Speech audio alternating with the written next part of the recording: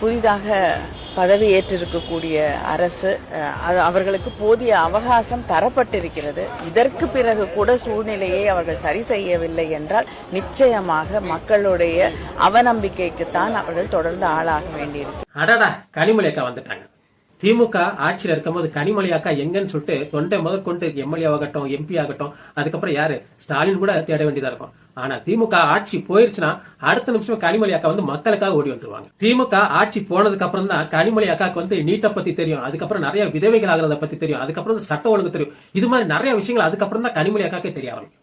கனிமொழி அக்கா, உங்களுக்கு ஒண்ணு தெரியுமா? போன ஆட்சியில உங்க அண்ணன் பையன் பேசின வீடியோ இருக்கு, பாக்குறீங்களா? பாருங்க. நம்ம திமுக கழகம் ஆட்சி அமைச்சு வந்து இப்போ ஒரு 115 120 நாள் தான் ஆயிருக்கு. அதனால இந்த குறுகிய காலத்தில் சட்ட போராட்டத்தை நம்மளால செய்ய முடியல. கண்டிப்பா ஒரு நல்ல முடிவு நம்முடைய தமிழக முதலமைச்சருடைய தலைமையில. இப்ப புரியுதா கனிமொழி அக்கா? புதுசா ஆட்சி அமைக்கணும், கொஞ்சமா டைம் கொடுக்கணும். ஒரு 16-17 நாள்ல வந்து சட்ட ஒழுங்கு சரியில்லைன்னு சொல்லிட்டு ஓடி வந்து கதறக்கூடாது. நான் திருப்பி ஏன் இதை சொல்றேன்னா, புது ஆட்சி வந்துச்சுன்னா ஒரு துறையை பத்தி தெரிஞ்சிருக்க ஒரு 6 to 1 வருஷம் அது கண்டிப்பா ஆகும்.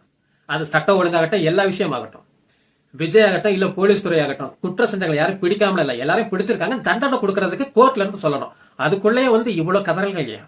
மக்களுக்கும் தெரியும், அரசியல் இருக்கிற எல்லாருக்குமே தெரியும், ஒரு சிஸ்டத்தை சரி பண்றதுக்கு கொஞ்சம் நாட்கள் தேவைப்படும். அதுக்குள்ளேயும் கனிமொழி அக்கா நீங்க கதறதாகட்டும், உங்க அண்ணன் கதறதாகட்டும், உங்க அண்ணன் பையன் கதறதாகட்டும், இதெல்லாம் பார்க்கும்போது ரொம்ப ஃபன்னியா இருக்குதுக்கா.